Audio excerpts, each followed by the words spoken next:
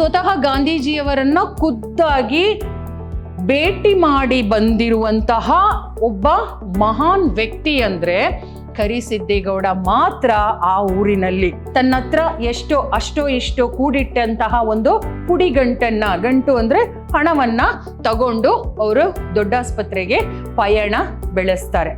ನಮ್ಮ ಹಲಸಿನ ಮರ ಇದೆಯಲ್ಲ ಹೊಲದಲ್ಲಿ, ಆ ಹಲಸಿನ ಮರದ ಬುಡದಲ್ಲಿ ಹಾಕಬೇಕು ಅಂತ ಅವನೊಂದು ಬೇಡಿಕೆಯನ್ನ ತನ್ನ ತಾತನ ಮುಂದೆ ಇಡ್ತಾನೆ.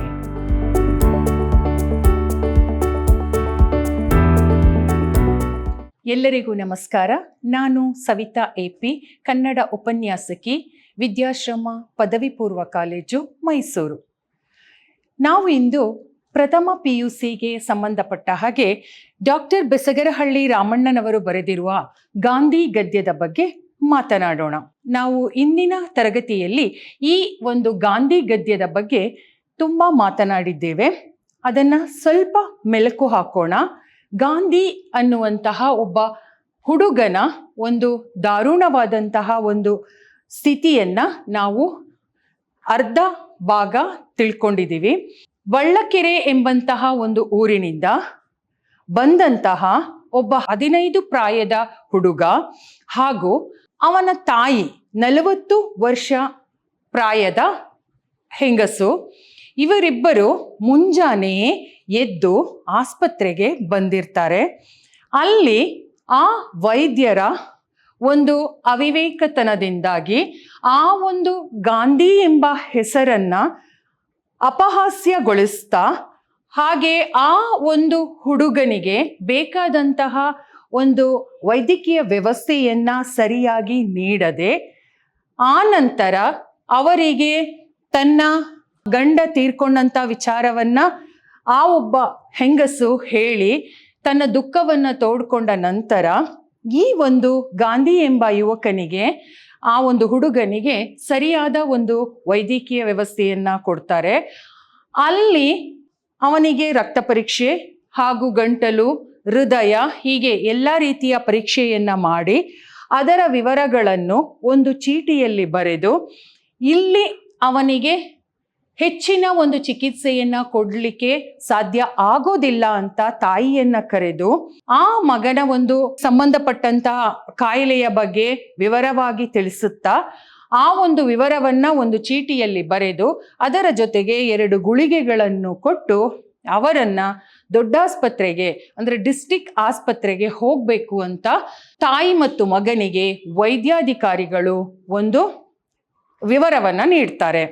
ಸೊ ಮುಂದೆ ಈಗ ನಾವು ಈ ಒಂದು ತರಗತಿಯಲ್ಲಿ ಆ ಹುಡುಗ ಹಾಗೂ ತಾಯಿ ಹೇಗೆ ದೊಡ್ಡಾಸ್ಪತ್ರೆಗೆ ಹೋಗ್ತಾರೆ, ಅವರ ಜೊತೆಗೆ ಯಾರ್ಯಾರು ಹೋಗ್ತಾರೆ, ಅಲ್ಲಿ ಏನ್ ನಡೆಯುತ್ತೆ, ಅವನ ವೈದ್ಯಕ ಪರೀಕ್ಷೆಯಿಂದಾಗಿ ಅವನ ದೇಹದ ಒಂದು ಆರೋಗ್ಯದ ಸ್ಥಿತಿ ಸುಧಾರಣೆ ಆಗ್ಬಹುದಾ ಇಲ್ವಾ ಅನ್ನೋ ವಿಚಾರವನ್ನ ನಾವು ಈ ತರಗತಿಯಲ್ಲಿ ತಿಳ್ಕೊಳ್ಳೋಣ. ಬನ್ನಿ. ಮೊಮ್ಮಗನ ಸ್ಥಿತಿ ಚಿಂತಾಜನಕವಾದುದೆಂಬುದನ್ನು ಕರಿಸಿದ್ದೇಗೌಡನಿಗೆ ಯಾರೂ ಹೇಳಿಕೊಡಬೇಕಾಗಿರಲಿಲ್ಲ. ಅಲ್ಲಿ ಕರಿಸಿದ್ದೇಗೌಡ, ನಾವು ಇಂದಿನ ತರಗತಿಯಲ್ಲಿ ತಿಳ್ಕೊಂಡಾಗೆ ಗಾಂಧಿಯ ತಾತ, ಕರಿಸಿದ್ದೇಗೌಡನಿಗೆ ಮೊಮ್ಮಗನ ಸ್ಥಿತಿ ಹೇಗಿತ್ತು, ಚಿಂತಾಜನಕವಾಗಿತ್ತು ಅನ್ನೋದನ್ನ ಯಾರೂ ಹೇಳ್ಕೊಡ್ಬೇಕಾಗಿರ್ಲಿಲ್ಲ. ಯಾಕೆಂದ್ರೆ ಅವನಿಗೆ ತನ್ನ ಮೊಮ್ಮಗನ ಪರಿಸ್ಥಿತಿ ಏನು ಅಂತ ಮುಂಚೆನೆ ಗೊತ್ತಿತ್ತು. ಅವನ ಆಸೆಯ ಕುಡಿ ತನ್ನ ಮಗಳು ನಿಂಗಮ್ಮ ಮತ್ತು ಅವಳ ಮಕ್ಕಳು ಪದ್ದಿ ಮತ್ತು ಗಾಂಧಿ. ಕರಿಸಿದ್ದೇಗೌಡನಿಗೆ ಇದ್ದಂತಹ ಒಂದು ಕುಟುಂಬದಲ್ಲಿ ಅವನ ಮಗಳು ನಿಂಗಮ್ಮ ಅವನ ಆಸೆಯ ಕುಡಿಯಾಗಿದ್ಲು. ಆ ನಿಂಗಮ್ಮನಿಗೆ ಇದ್ದಂತಹ 2 ಮಕ್ಕಳು ಪದ್ದಿ ಮತ್ತು ಗಾಂಧಿ. ಇವರಿಬ್ಬರೇ ಕರಿಸಿದ್ದೇಗೌಡನ ಪ್ರಪಂಚವಾಗಿತ್ತು. ಪದ್ದಿ ಎಷ್ಟೇ ಆದರೂ ನೆರೆಮನೆಗೆ ಹೋಗುವ ಹೆಣ್ಣು. ಪದ್ದಿ ಎಷ್ಟೇ ಆದರೂ ನೆರೆಮನೆಗೆ ಹೋಗುವ ಹೆಣ್ಣು ಅಂದ್ರೆ ಅವಳು ಮದುವೆಯಾಗಿ ಬೇರೆ ಗಂಡನ ಮನೆಗೆ ಹೋಗುವಂತಹ ಹೆಣ್ಣು. ಆದ್ರಿಂದ ಕರಿಸಿದ್ದೇಗೌಡ ಪದ್ದಿಯನ್ನ ನೆರೆಮನೆಗೆ ಹೋಗುವ ಹೆಣ್ಣು ಅಂತ ಹೇಳ್ತಾ ಇದ್ದಾರೆ ಇಲ್ಲಿ. ಗಾಂಧಿಯ ಮೇಲೆ ಕರಿಸಿದ್ದೇಗೌಡನಿಗೆ ಎಲ್ಲೂ ಇಲ್ಲದ ಪ್ರೀತಿ. ಗಾಂಧಿಯ ಮೇಲೆ ಕರಿಸಿದ್ದೇಗೌಡನಿಗೆ ತುಂಬಾ ಪ್ರೀತಿ ಇತ್ತು. ತನ್ನ ಮೊಮ್ಮಗನನ್ನ ತುಂಬಾ ಚೆನ್ನಾಗಿ ನೋಡ್ಕೋಬೇಕು, ಚೆನ್ನಾಗಿ ಅವನನ್ನ ಸಾಕ್ಬೇಕು ಅನ್ನುವಂಥ ಪ್ರೀತಿ ಇತ್ತು. ಯಾಕೆಂದ್ರೆ ಅವನು ನಮ್ಮ ಜೊತೆ ಇರ್ತಾನೆ, ಪದ್ದಿ ಬೇರೆ ಮನೆಗೆ ಅಂದ್ರೆ ಗಂಡನ ಮನೆಗೆ ಮದುವೆ ಆಗಿ ಅವಳು ಬೇರೆ ಮನೆಗೆ ಹೋಗ್ತಾಳೆ. ಅದರಿಂದ ಮೊಮ್ಮಗನಾದಂಥ ಗಾಂಧಿ ನಮ್ಮ ಜೊತೆ ಇರ್ತಾನೆ ಅಂತ ತುಂಬಾ ಒಂದು ಭರವಸೆ ಹಾಗೂ ಪ್ರೀತಿ ಇತ್ತು. ತನ್ನ ಈ ಮೊಮ್ಮಗನಿಗೆ ಹೆಸರು ಕಟ್ಟಿದ್ದೇ ಒಂದು ಮರೆಯಲಾಗದ ಘಟನೆ. ತನ್ನ ಮೊಮ್ಮಗನಿಗೆ ಗಾಂಧಿ ಎನ್ನುವಂತಹ ಹೆಸರನ್ನ ಒಂದು ವಿಶೇಷವಾದಂತಹ ಒಂದು ನಾಮಕರಣ ಮಾಡಿರುವಂತಹ ಘಟನೆ ವಿಶೇಷವಾಗಿತ್ತು ಅನ್ನೋದನ್ನ ಇಲ್ಲಿ ಹೇಳ್ತಾ ಇದ್ದಾರೆ. ಹಾಗಾದ್ರೆ ಆ ವಿಶೇಷತೆ ಏನು ಅಂತ ನೋಡೋಣ. ಕರಿಸಿದ್ದೇಗೌಡನ ಜೀವನದಲ್ಲಿ 15 ವರ್ಷಗಳ ಹಿಂದಿನ ಮಾತು. ಸೊ 15 ವರ್ಷಗಳ ಹಿಂದೆ ಅವನು ನೆನಪು ಮಾಡ್ಕೊಳ್ತಾನೆ. ಅಂದ್ರೆ ಈಗ ಪ್ರಸ್ತುತ ತನ್ನ ಮೊಮ್ಮಗನಿಗೆ 15 ವರ್ಷ ಆಗಿರುತ್ತಲ್ಲ, ಆ 15 ವರ್ಷದ ಹಿಂದಿನ ಒಂದು ಮಾತು, ಆ ಮಗು ಹುಟ್ಟಿರುವಂತಹ ಒಂದು ಘಟನೆಯನ್ನ ಕರಿಸಿದ್ದೇಗೌಡ ನೆನಪು ಮಾಡ್ಕೊಳ್ತಾನೆ. ಹೇಗೆ? ಹೊಲ ಹುತ್ತು ಸಾಕಾಗಿ ತಾನು ಮತ್ತು ಅಳಿಯ ಬುಕ್ಕೇಗೌಡ ಹೊತ್ತು ಮುಳುಗಿದ ಮೇಲೆ ಬಂದಾಗ. ಹೊಲ ಹುತ್ತು ಸಾಕಾಗಿ ಅಂದ್ರೆ ಅಳಿಯ ಮತ್ತು ಮಾವ ಇಬ್ರು, ಕರಿಸಿದ್ದೇಗೌಡ ಹಾಗೂ ಕರಿಸಿದ್ದೇಗೌಡನ ಮಗಳು ನಿಂಗಮ್ಮನ ಗಂಡನ ಹೆಸರೇನು? ಬುಕ್ಕೇಗೌಡ. ಸೊ ಬುಕ್ಕೇಗೌಡ ಮತ್ತೆ ಕರಿಸಿದ್ದೇಗೌಡ ಇಬ್ರು ಹೊಲ ಉಳುವಂತ ಕೆಲಸವನ್ನ ಮಾಡಿ ಸಂಜೆ ಮನೆಗೆ ಬರ್ಬೇಕಾದ್ರೆ, ಹೊತ್ತು ಮುಳುಗಿದ ಮೇಲೆ ಅಂದ್ರೆ ಸಂಜೆ ಮನೆಗೆ ಬರ್ಬೇಕಾದ್ರೆ ಏನಿತ್ತು ಅಂದ್ರೆ, ಮೊರ ತುಂಬ ರಗರಗನಿ ಉರಿಯುತ್ತ ಮೊಮ್ಮಗು ಮಲಗಿತ್ತು. ಮೊರ ತುಂಬ, ಮೊರ ಅಂದ್ರೆ ಅಕ್ಕಿ ಕೇರ್ಲಿಕ್ಕೆ ಹಳ್ಳಿಯಲ್ಲಿ ಉಪಯೋಗಿಸುವಂತಹ ಒಂದು ಸಾಧನ, ಅದು ವಸ್ತು. ಸೊ ಆ ಮೊರದ ತುಂಬ ಮಗುವನ್ನ ಮಲಗಿಸಿದ್ರು. ಅದ್ರ ತುಂಬ ಗುಂಡು ಗುಂಡಾಗಿ ದಪ್ಪವಾಗಿ ಮುದ್ದಾಗಿ ನಗ್ನಗ್ತಾ ಮಲಗಿದ್ದಂತಹ ಮಗುವನ್ನ ನೋಡಿ ಕರಿಸಿದ್ದೇಗೌಡನಿಗೆ ತುಂಬಾ ಸಂತೋಷ ಆಯ್ತು. ಕರಿಸಿದ್ದೇಗೌಡ ಇಗ್ಗಿ ಹೀರೆಕಾಯಿಯಾದ ತನ್ನ ಮೊಮ್ಮಗನ ಅಗಲವಾದ ಕಿವಿಗಳನ್ನು ಕಂಡು ಆನಂದಿಸುತ್ತಾ ಜೋಯಿಸರ ಮನೆಗೆ ಹಾರಿದ. ಕರಿಸಿದ್ದೇಗೌಡನಿಗೆ ಆ ಮೊರದ ತುಂಬ ಆ ಮಗು ಮುದ್ದಾಗಿ ಮಲಗಿರುವಂತಹ ಆ ಒಂದು ಮಗುವನ್ನ ನೋಡಿ ತುಂಬಾ ಸಂತೋಷ ಆಗುತ್ತೆ. ತುಂಬಾ ಸಂತೋಷದಿಂದ ಇಗ್ಗಿ ಹೀರೆಕಾಯಿಯಾದ ತುಂಬಾ ಸಂತೋಷ ಪಟ್ಟ ಅನ್ನೋದನ್ನ ಅಲ್ಲಿ ಹೇಳ್ತಾ ಇದ್ದಾರೆ. ಹಾಗೆ ಅವನು ಏನ್ ಮಾಡ್ತಾನೆ, ಆ ಮಗುವಿನ ಒಂದು ಅಗಲವಾದ ಕಿವಿಗಳನ್ನ ನೋಡಿ, ಸ್ವಲ್ಪ ಮಗು ಹುಟ್ಟಿದಾಗ ಅದರ ಕಿವಿ ಅಗಲವಾಗಿತ್ತು, ಅದನ್ನ ನೋಡಿ ಆನಂದಿಸುತ್ತಾ ಅವನು ಜೋಯಿಸರ ಮನೆಗೆ, ಯಾರ ಮನೆಗೆ? ಜೋಯಿಸರ ಮನೆಗೆ ಹಾರಿದ. ತಕ್ಷಣ ಅವನು ಜೋಯಿಸರ ಮನೆಗೆ ಹೋಗ್ತಾನೆ. ಯಾಕೆ ಜೋಯಿಸರ ಮನೆಗೆ ಹೋಗ್ತಾನೆ? ಸಾಧಾರಣವಾಗಿ ಒಂದು ಮಗು ಜನಿಸಿದ ತಕ್ಷಣ ನಾವು ಅದರ ಜಾತಕವನ್ನ ಕೇಳಲಿಕ್ಕೋ, ಅದರ ಹುಟ್ಟಿದ ದಿನಾಂಕ ಮತ್ತೆ ನಕ್ಷತ್ರ ಹೆಸರುಗಳನ್ನ ಬರೆಸ್ಲಿಕ್ಕೆ, ಒಂದು ಜಾತಕವನ್ನ ತಿಳ್ಕೊಳ್ಳಿಕ್ಕೆ ಜೋಯಿಸರ ಮನೆಗೆ ಸಾಧಾರಣವಾಗಿ ಎಲ್ಲರೂ ಹೋಗುವಂತದ್ದು ರೂಢಿ. ಸೊ ಈ ಒಂದು ಪದ್ಧತಿಗೋಸ್ಕರ ಅವನು ಎಲ್ಲಿಗೆ ಹೋಗ್ತಾನೆ? ಜೋಯಿಸರ ಮನೆಗೆ ಹೋಗ್ತಾನೆ. ಜೋಯಿಸರು ಮಗು ಬಹು ಪ್ರಶಸ್ತವಾದ ಗಳಿಗೆಯಲ್ಲಿ ಹುಟ್ಟಿದೆ ಎಂದು ಲೆಕ್ಕ ಹಾಕಿ ಹೇಳಿ, ಅಂದ್ರೆ ಮಗು ತುಂಬಾ ಒಳ್ಳೆಯ ಒಂದು ಸಮಯದಲ್ಲಿ ಹುಟ್ಟಿದೆ ಅಂತ ಜೋಯಿಸರು ಹೇಳ್ತಾರೆ. ಆ ನಂತರ ಮಗುವಿನ ಕಿವಿ ಅಗಲವಾಗಿರುವುದರಿಂದಲೂ ಮತ್ತು ಕರಿಸಿದ್ದೇಗೌಡ ಬಹಳ ವರ್ಷಗಳ ಹಿಂದೆ ಶಿವಪುರಕ್ಕೆ ಹೋಗಿ ಮಹಾತ್ಮ ಗಾಂಧೀಜಿಯವರನ್ನು ಖುದ್ದಾಗಿ ದರ್ಶನ ಪಡೆದು ಬಂದವನು, ಈ ಸುತ್ತಮುತ್ತಲಿಗೆ ಇವನೊಬ್ಬನೇ ಆದುದರಿಂದ ಮಗುವಿಗೆ ಮಹಾತ್ಮ ಗಾಂಧಿ ಎಂದು ಹೆಸರಿಡಬೇಕೆಂದು ತೀರ್ಮಾನ ಹೇಳಿದರು. ಏನಾಯ್ತು? ಜೋಯಿಸರು ಏನ್ ಮಾಡ್ತಾರೆ, ಆ ಮಗುವಿನ ಒಂದು ಜಾತಕವನ್ನೆಲ್ಲ ನೋಡಿ ತುಂಬಾ ಒಳ್ಳೆಯ ದಿನದಲ್ಲಿ, ತುಂಬಾ ಶುಭ ಗಳಿಗೆಯಲ್ಲಿ ಈ ಮಗು ಜನಿಸಿದೆ, ಹಾಗೂ ಅದರ ಜೊತೆಗೆ ಅವನಿಗೆ ಯಾವ ರೀತಿಯ ಹೆಸರನ್ನ ಇಡಬೇಕು ಅನ್ನೋದನ್ನ ಯಾವ ರೀತಿ ಹೇಳ್ತಾರೆ ನೋಡಿ. ಮಗುವಿನ ಕಿವಿ ಅಗಲವಾಗಿರೋದ್ರಿಂದ, ನಮ್ಮ ರಾಷ್ಟ್ರಪಿತ ಗಾಂಧೀಜಿಯವರ ಕಿವಿ ಕೂಡ ಸ್ವಲ್ಪ ಅಗಲ ಇರೋದು ಎಲ್ರಿಗೂ ಗೊತ್ತಿರುವಂತ ವಿಚಾರನೆ. ಸೊ ಆದ್ರಿಂದ ಮಗುವಿನ ಕಿವಿ ಅಗಲವಾಗಿರೋದರಿಂದ, ಹಾಗೂ ಕರಿಸಿದ್ದೇಗೌಡ ಬಹಳ ವರ್ಷಗಳ ಹಿಂದೆ ಶಿವಪುರಕ್ಕೆ ಹೋಗಿ ಅಲ್ಲಿ ಸ್ವತಃ ಮಹಾತ್ಮ ಗಾಂಧೀಜಿಯವರನ್ನ, ಸ್ವಾತಂತ್ರ್ಯ ಸಂಗ್ರಾಮದ ಸಮಯದಲ್ಲಿ ಸ್ವತಃ ಗಾಂಧೀಜಿಯವರನ್ನ ಖುದ್ದಾಗಿ ಭೇಟಿ ಮಾಡಿ ಬಂದಿರುವಂತಹ ಒಬ್ಬ ಮಹಾನ್ ವ್ಯಕ್ತಿ ಅಂದ್ರೆ ಕರಿಸಿದ್ದೇಗೌಡ ಮಾತ್ರ ಆ ಊರಿನಲ್ಲಿ. ಹಾಗಿದ್ದಿದ್ರಿಂದ ನೀನೊಬ್ನೇ ಈ ಒಂದು ಮಹಾತ್ಮ ಗಾಂಧಿಯಂತಹ ಮಹಾತ್ಮನನ್ನ ಭೇಟಿಯಾಗಿ ಬಂದಿದ್ರಿಂದ ಈ ಮಗುವಿಗೆ ಏನಿಡಬೇಕು, ಮಹಾತ್ಮ ಗಾಂಧಿ ಎಂದು ಹೆಸರಿಡಬೇಕೆಂದು ತೀರ್ಮಾನ ಹೇಳಿದರು. ಜೋಯಿಸರೇ ತೀರ್ಮಾನ ಮಾಡಿಬಿಟ್ರು. ಈ ತರ ಘಟನೆ ನಡೆದಿರೋದ್ರಿಂದ ನೀನು ಮಹಾತ್ಮ ಗಾಂಧಿ ಅಂತ ನಿನ್ನ ಮೊಮ್ಮಗನಿಗೆ ಹೆಸರನ್ನ ಇಡಬೇಕು ಅಂತ ಹೇಳಿದ್ರು. ಕರಿಸಿದ್ದೇಗೌಡ ಎಷ್ಟು ಮುಗ್ಧ ಎಂದರೆ, ಮಹಾತ್ಮ ಗಾಂಧೀಜಿಯವರೇ ಮತ್ತೆ ಜನ್ಮ ಪಡೆದು ನಿನ್ನ ಮಗಳ ಗರ್ಭದಲ್ಲಿ ಜನಿಸಿದ್ದಾರೆ ಎಂದರೆ ಅದನ್ನು ನಂಬಿ ಬಿಡುತ್ತಿದ್ದ. ಕರಿಸಿದ್ದೇಗೌಡ ಎಷ್ಟೊಂದು ಮುಗ್ಧ ಅಂದ್ರೆ, ಹಳ್ಳಿ ಜನರು ಅಂದ್ರೆ ಒಂದು ಮುಗ್ಧರು, ಪ್ರೀತಿ ಪಾತ್ರರು ಅಂತ ಹೇಳ್ತೀವಿ. ಸೊ ಹಾಗೆ ಕರಿಸಿದ್ದೇಗೌಡ ತುಂಬಾ ಮುಗ್ಧ, ಯಾರು ಏನ್ ಹೇಳಿದ್ರು ಕೂಡ ನಂಬುವಂತಹ ಒಬ್ಬ ಒಳ್ಳೆಯ ವ್ಯಕ್ತಿ, ಸಾಧು ವ್ಯಕ್ತಿ. ಸೊ ಅದರಿಂದ ಜೋಯಿಸರು ಕರಿಸಿದ್ದೇಗೌಡನಿಗೆ ಈ ಮಗು ನಮ್ಮ ಗಾಂಧೀಜಿಯೇ ಸ್ವತಃ ನಿನ್ನ ಮಗಳ ಹೊಟ್ಟೆಯಲ್ಲಿ ಜನಿಸಿ ಬಂದಿದ್ದಾನೆ ಅಂತ ಹೇಳ್ಬಿಟ್ಟಿದ್ರೆ ಅದನ್ನೂ ಕೂಡ ನಂಬ್ತಿದ್ದ. ಅಂತಹ ಒಬ್ಬ ಮುಗ್ಧ ಮನಸ್ಸಿನ ವ್ಯಕ್ತಿ ನಮ್ಮ ಕರಿಸಿದ್ದೇಗೌಡ ಅಂತ ಹೇಳ್ತಾ ಇದ್ದಾರೆ ಲೇಖಕರು. ಸದ್ಯ ಜೋಯಿಸರು ಅಂತ ಘೋರ ಅಪರಾಧ ಮಾಡಲಿಲ್ಲ. ಏನಾಯ್ತು, ಸದ್ಯ ಜೋಯಿಸರು ಅಂತಹ ಘೋರ ಅಪರಾಧ ಮಾಡಲಿಲ್ಲ ಅಂತ ಇಲ್ಲಿ ಹೇಳ್ತಿದ್ದಾರೆ. ಈಗ ಮುಂದೆ ನೋಡಿ, ಕರಿಸಿದ್ದೇಗೌಡನಿಗೆ 2 ಎಕರೆ ಹೊಲ, 1 ಮನೆ. ಇತ್ತೀಚೆಗೆ ಈ ಹೊಲದಲ್ಲಿ 1 ಎಕರೆಯನ್ನು ಬಡವರಿಗೆ ಮನೆ ಕಟ್ಟಿಕೊಳ್ಳಲೆಂದು ಹಂಚುವುದಕ್ಕಾಗಿ ಸರ್ಕಾರ ವಶಪಡಿಸಿಕೊಂಡಿತ್ತು. ಏನಾಯ್ತು, ಕರಿಸಿದ್ದೇಗೌಡನಿಗೆ 2 ಎಕರೆ ಜಮೀನಿತ್ತು, ಹೊಲ ಇತ್ತು, ಅದ್ರ ಜೊತೆಗೆ 1 ಮನೆ ಇತ್ತು. ಅದರಲ್ಲಿ ಅವನು ನೆಮ್ಮದಿಯಾಗಿ ತನ್ನ ಮಕ್ಕಳ ಜೊತೆ ಬದುಕ್ತಾ ಇದ್ದ.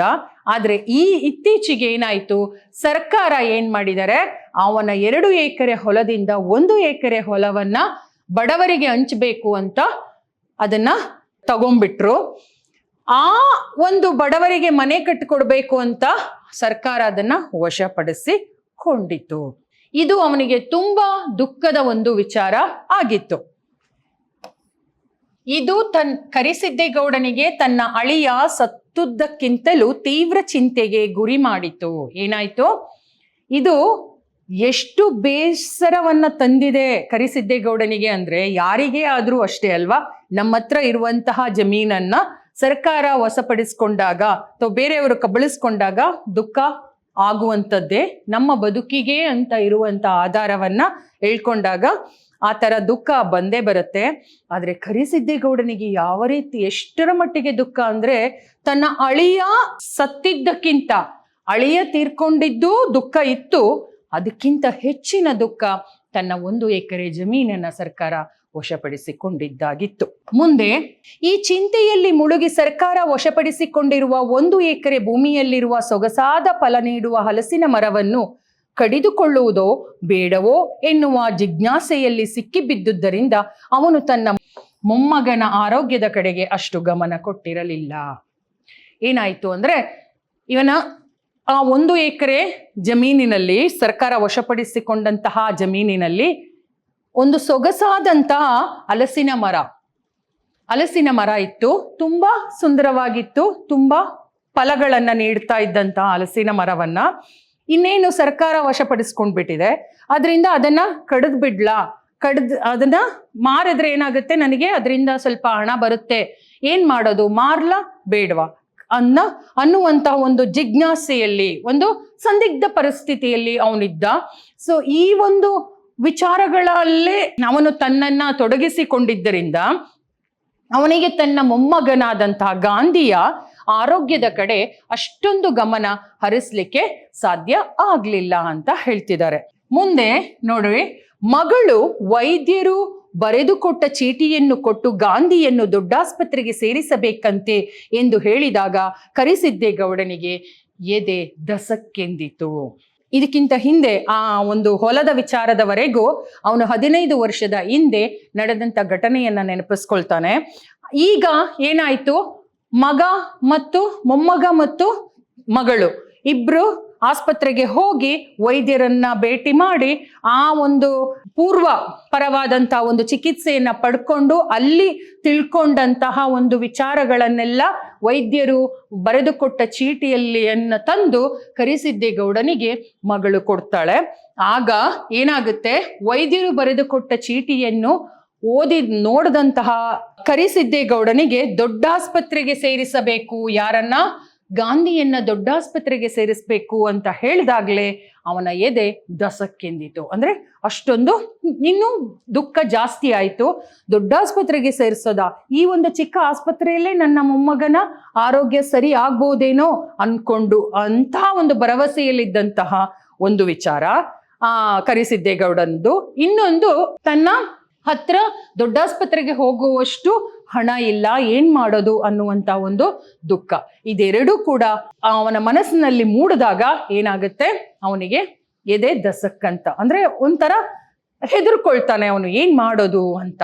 ದೊಡ್ಡಾಸ್ಪತ್ರೆ ಅಂದಾಗ್ಲೇ ಒಂದು ಜಾಸ್ತಿ ಹಣದ ಒಂದು ಲೆಕ್ಕಾಚಾರ ಇರುತ್ತೆ ಅನ್ನೋದು ಕೂಡ ಅವನ ತಲೆಯಲ್ಲಿ ಬಂದಿರುತ್ತೆ. ಮಾರನೆಯ ದಿನವೇ ಇಡೀ ಸಂಸಾರವೇ ಬಸ್ಸಿನಲ್ಲಿ ಅಷ್ಟೋ ಇಷ್ಟೋ ಇದ್ದ ಪುಡಿಗಂಟನ್ನು ತೆಗೆದುಕೊಂಡು ದೊಡ್ಡಾಸ್ಪತ್ರೆ ಇರುವ ತಮ್ಮ ಜಿಲ್ಲಾ ಕೇಂದ್ರಕ್ಕೆ ಪಯಣ ಬೆಳೆಸಿತು. ಮಾರನೆಯ ದಿನ ಅಂದ್ರೆ ಮುಂದಿನ ದಿನ ಏನಾಗುತ್ತೆ, ಇವರೆಲ್ಲ ಸೇರಿ ಕರಿಸಿದ್ದೇಗೌಡ ಮೊಮ್ಮಗ ಮತ್ತೆ ಮಗಳನ್ನ ಕರ್ಕೊಂಡು, ಪದ್ದಿಯನ್ನು ಜೊತೆಯಲ್ಲಿ ಕರ್ಕೊಂಡು ಎಲ್ಲಿಗೆ ಹೋಗ್ತಾರೆ? ಬಸ್ಸಿನಲ್ಲಿ ತನ್ನ ಹತ್ರ ಅಷ್ಟೋ ಇಷ್ಟೋ ಕೂಡಿಟ್ಟಂತಹ ಒಂದು ಪುಡಿಗಂಟನ್ನ, ಗಂಟು ಅಂದ್ರೆ ಹಣವನ್ನ ತಗೊಂಡು ಅವರು ದೊಡ್ಡಾಸ್ಪತ್ರೆಗೆ ಪಯಣ ಬೆಳೆಸ್ತಾರೆ. ಅಂದ್ರೆ ಅವರು ಮುಂದೆ ಆ ಒಂದು ದೊಡ್ಡಾಸ್ಪತ್ರೆಗೆ ಹೋಗ್ತಾರೆ ಅನ್ನೋದನ್ನ ಹೇಳ್ತಿದ್ದಾರೆ. ಈಗ ದೊಡ್ಡಾಸ್ಪತ್ರೆಗೆ ಹೋದ ಮೇಲೆ ಏನಾಗುತ್ತೆ, ಆಸ್ಪತ್ರೆ ತಲುಪಿದಾಗ ಮಧ್ಯಾಹ್ನವಾಗಿತ್ತು. ಯಾವಾಗ ಪಾಪ ಇವರು ಇಲ್ಲಿಂದ ಬೆಳಿಗ್ಗೆ ಹೊರಡ್ತಾರೆ, ಬಸ್ಸಿನಲ್ಲಿ ಹೋಗಿ ತಲುಪಬೇಕಾದ್ರೆ, ಆಸ್ಪತ್ರೆ ತಲುಪಬೇಕಾದ್ರೆ ಮಧ್ಯಾಹ್ನವಾಗಿತ್ತು. ಹೊರ ರೋಗಿಗಳನ್ನು, ಔಟ್ ಪೇಷಂಟ್ ಪರೀಕ್ಷೆ ಮಾಡುವ ವಿಭಾಗದಲ್ಲಿ ರೋಗಿಗಳ ಹೆಸರು ದಾಖಲು ಮಾಡಿಕೊಂಡು, ಹೊರ ರೋಗಿಗಳನ್ನ ಸಾಧಾರಣವಾಗಿ ಎಲ್ರಿಗೂ ಗೊತ್ತಿರುವಂಥದ್ದೇ, ಆಸ್ಪತ್ರೆಗೆ ಹೋದಾಗ ಮೊದಲು ಹೊರ ರೋಗಿಗಳ ಒಂದು ವಿಚಾರಣೆ ನಡೆಯುತ್ತೆ. ತುಂಬಾ ಒಂದು ಸಂದಿಗ್ಧ ಪರಿಸ್ಥಿತಿ ಬಂತು ಅಂದ್ರೆ ಅವರನ್ನ ತುರ್ತು ಸೇವೆಗಾಗಿ, ತುರ್ತು ಪರಿಸ್ಥಿತಿಗಾಗಿ ಅವರನ್ನು ತುರ್ತು ವಾರ್ಡ್ಗೆ ಅವರನ್ನ ಹಾಕ್ತಾರೆ. ಈಗ ಈ ಒಂದು ಕರಿಸಿದ್ದೇಗೌಡ ತನ್ನ ಮೊಮ್ಮಗನನ್ನ ಕರ್ಕೊಂಡು ಹೋದಾಗ ಅಲ್ಲಿ ಹೊರ ರೋಗಿಗಳನ್ನ ಪರೀಕ್ಷೆ ಮಾಡುವ ವಿಭಾಗದಲ್ಲಿ ರೋಗಿಗಳ ಹೆಸರನ್ನ ಏನ್ ಮಾಡ್ಬೇಕಿತ್ತು, ದಾಖಲು ಮಾಡಿಕೊಳ್ಳೋದು ಅಂದ್ರೆ ಅಲ್ಲಿ ಹೊರ ರೋಗಿಗಳು ಎಷ್ಟು ಜನ ಅಂತ ಬರ್ಕೊಳ್ತಾ ಇದ್ದಂತಹ ಒಬ್ಬ ವ್ಯಕ್ತಿ ಚೀಟಿಯನ್ನು ಕೊಟ್ಟು, ವೈದ್ಯಾಧಿಕಾರಿಗಳು ಕೊಟ್ಟಿದ್ದ ಕಾಗದವನ್ನು ಕೊಟ್ಟಾಗ ಗುಮಸ್ತ ಎಲ್ಲವನ್ನೂ ಓದಿ ರೋಗಿಯ ಹೆಸರನ್ನು 2-3 ಸಾರಿ ಓದಿ ಏನೋ ಅನುಮಾನ ಬಂದವನಂತೆ ಕರಿಸಿದ್ದೇಗೌಡನ ಕಡೆ ನೋಡಿ ಏನಾಗುತ್ತೆ, ಆ ಒಂದು ಹೆಸರುಗಳನ್ನ, ಹೊರ ರೋಗಿಗಳ ಹೆಸರುಗಳನ್ನ ದಾಖಲು ಮಾಡಿಕೊಂಡು ಕೂತ್ಕೊಂಡಿದ್ದಂತಹ ಒಬ್ಬ ಗುಮಸ್ತ ನತ್ರ ಕರಿಸಿದ್ದೇಗೌಡ ಹೋಗ್ಬಿಟ್ಟು ಒಂದು ಚೀಟಿಯನ್ನ, ಅದ್ರ ಜೊತೆಗೆ ಹಳೆ ಡಾಕ್ಟ್ರು ಅಂದ್ರೆ ವೈದ್ಯರು ಬರೆದು ಕೊಟ್ಟಂತಹ ವಿವರವಿದ್ದಂತಹ ಒಂದು ಚೀಟಿಯನ್ನು ಕೂಡ ಜೊತೆಯಲ್ಲಿ ಕೊಡ್ತಾನೆ. ಅದನ್ನ ನೋಡಿ ಅದರಲ್ಲಿ ಇದ್ದಂತಹ ಹೆಸರನ್ನ ನೋಡ್ಬಿಟ್ಟು ಆ ಗುಮಸ್ತ ಏನ್ ಮಾಡ್ತಾನೆ, 2-3 ಸಾರಿ ಅದನ್ನ ಓದ್ತಾನೆ. ಎಲ್ಲೋ ಏನೋ ಒಂದು ತಪ್ಪಾಗಿದೆ ಅನ್ನೋ ತರ ಆ ಒಂದು ಗುಮಸ್ತ ಅದನ್ನ 2-3 ಸಲ ಓದ್ತಾನೆ. ಆ ನಂತರ ಅವನಿಗೆ ಏನೋ ಒಂದು ಅನುಮಾನ ಬಂದ ತಕ್ಷಣ ಅವನೇನ್ ಮಾಡ್ತಾನೆ, ಕರಿಸಿದ್ದೇಗೌಡನ ಕಡೆ ನೋಡ್ತಾನೆ. ಅಂದ್ರೆ ಆ ಒಂದು ಚೀಟಿಯಲ್ಲಿ ಏನೋ ಒಂದು ತಪ್ಪಾಗಿದೆ ಅಂದಾಗ ಸಾಧಾರಣವಾಗಿ ಎಲ್ಲರೂ ಅದೇ ತರ ನೋಡ್ತಾರೆ. ಸೊ ಹಾಗೆ ಏನೋ ತಪ್ಪಾಗಿದೆ, ಈ ಚೀಟಿಯಲ್ಲಿ ವೈದ್ಯರು ಏನೋ ತಪ್ಪಾಗಿ ಬರೆದಿದ್ದಾರೆ ಅಂತ ಹೇಳಿ ಕರಿಸಿದ್ದೇಗೌಡನ ಕಡೆ ನೋಡ್ತಾರೆ. ಯಾರನ್ನು ತೋರಿಸೋಕೆ ಕರ್ಕೊಂಡ್ ಬಂದಿರೋದು ಎಂದು ಕೇಳಿ ಕರಿಸಿದ್ದೇಗೌಡ ತನ್ನ ಮೊಮ್ಮಗನನ್ನು ತೋರಿಸಲು, ಓಹೋ ಇವನ ಹೆಸರು ಮಹಂತೇಗೌಡ ಅಂತ ಅಲ್ವೇ, ನಿಮ್ಮ ಡಾಕ್ಟ್ರು ಇವನ್ನ ಮಹಾತ್ಮ ಗಾಂಧಿ ಎಂದು ಅಂತ ಬರೆದು ಬಿಟ್ಟರಲ್ಲ ಎಂದು ನಕ್ಕ. ಏನಾಯ್ತು, ಇಲ್ಲಿ ಕರಿಸಿದ್ದೇಗೌಡನನ್ನ ಗುಮಸ್ತ ಅನುಮಾನದಿಂದ ನೋಡಿದ ತಕ್ಷಣ ಕರಿಸಿದ್ದೇಗೌಡನನ್ನ ಗುಮಸ್ತ ಕೇಳ್ತಾನೆ, ಯಾರನ್ನ ತೋರಿಸೋಕೆ ಕರ್ಕೊಂಡ್ ಬಂದಿರೋದು, ಯಾರನ್ನ ವೈದ್ಯರ ಹತ್ರ ತೋರಿಸ್ಲಿಕ್ಕೆ ನೀನು ಕರ್ಕೊಂಡ್ ಬಂದಿದ್ದೀರಾ ಅಂತ ಕೇಳಿದಾಗ ಕರಿಸಿದ್ದೇಗೌಡ ಹೇಳ್ತಾನೆ ತನ್ನ ಮೊಮ್ಮಗನನ್ನ ಅಂತ. ಆಗ ಗುಮಸ್ತ ಹೇಳ್ತಾನೆ, ಓಹೋ ಇವನ ಹೆಸರೇನಿತ್ತು, ಮಹಂತೇಗೌಡ ಅಂತ ಇತ್ತು, ಆದ್ರೆ ಅದನ್ನ ತಪ್ಪಾಗಿ ವೈದ್ಯಾಧಿಕಾರಿಗಳು ಮಹಾತ್ಮ ಗಾಂಧಿ ಅಂತ ಬರೆದು ಬಿಟ್ಟಿದಾರಲ್ಲ ಅಂತ ಅವನೇ ಅದನ್ನ ಸರಿಪಡಿಸ್ಕೊಳ್ತಾನೆ. ಏನು ಅಂತ, ಮಹಂತೇಗೌಡ ಅಂತ ನಿನ್ನ ಮೊಮ್ಮಗನ ಹೆಸರಿರ್ಬೇಕಿತ್ತೇನೋ, ಆದ್ರೆ ವೈದ್ಯಾಧಿಕಾರಿ ಏನ್ ಮಾಡಿದ್ದಾರೆ, ಮಹಾತ್ಮ ಗಾಂಧಿ ಅಂತ ತಪ್ಪಾಗಿ ಬರೆದು ನಮಗೆ ಕಳಿಸ್ಬಿಟ್ಟಿದಾರಲ್ಲ ಅಂತ ಗುಮಸ್ತ ಹೇಳ್ತಾನೆ.